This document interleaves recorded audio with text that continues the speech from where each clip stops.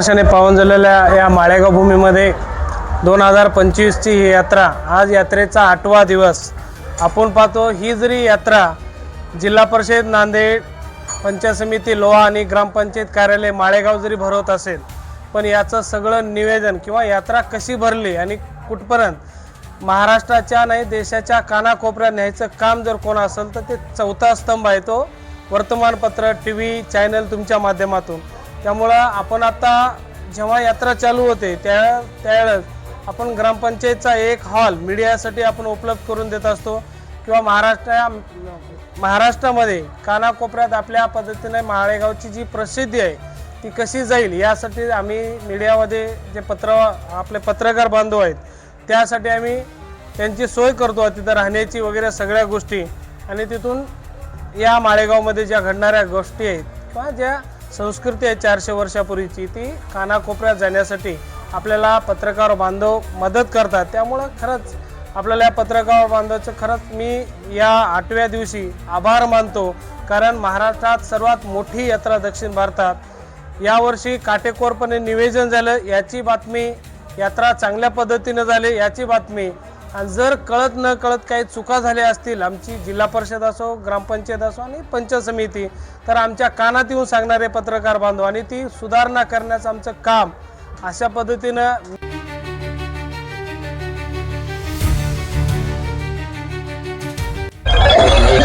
सर्वांना नमस्कार। दक्षिण भारतातली प्रसिद्ध असलेली माळेगावची यात्रा पारंपरिक पद्धतीने या ठिकाणी भरते। नांदेड जिल्हा परिषदेच्या वतीनं दरवर्षी माळेगाव यात्रेमध्ये मीडिया सेंटरची स्थापना करण्यात येते आणि हे मीडिया सेंटर माळेगावच्या ग्रामपंचायतीमध्ये या ठिकाणी असतं। या ठिकाणचे सरपंच, ग्रामविकास अधिकारी, सर्व सदस्य हे या ठिकाणी मीडिया सेंटर आपल्याला या ठिकाणी स्थापित करून देतात आणि चांगल्या पद्धतीनं या ठिकाणी मीडिया सेंटर चालतं। आमच्या जिल्हा परिषदेच्या माननीय मुख्य कार्यकारी अधिकारी मेघना कावली मॅडम, माननीय संदीप माळोदे साहेब आणि यात्रा सचिव गिरी साहेब यांनी यावर्षी मीडिया सेंटरमधून सर्व वर्तमानपत्रांना, सर्व माध्यमांना, इलेक्ट्रॉनिक माध्यमं असतील यांना या ठिकाणावरून माहिती आपण या ठिकाणी दिलेली आहे। आणि या यात्रेचं वैभव ग्रामीण भागामधल्या कानाकोपऱ्यामध्ये हे यात्रा पोहोचली पाहिजे यासाठी या यात्रेमध्ये जे काही शासकीय कार्यक्रम आहेत, यात्रेमध्ये आलेले सर्व काही व्यापारी आहेत, यात्रेमध्ये जे काही वस्तू विक्री जातात, इथं घोडे बाजार, पशु, त्याचबरोबर पशु प्रदर्शन, कृषी प्रदर्शन, या सर्व बाबी आम्ही माध्यमाच्या आमच्या मीडिया सेंटरमधून सर्व माध्यमांना पोहोचवलेले आहेत। आणि सर्वात महत्त्वाचं म्हणजे सर्व माध्यमांनी खूप चांगल्या प्रतीचा आम्हाला प्रतिसाद दिलेला आहे।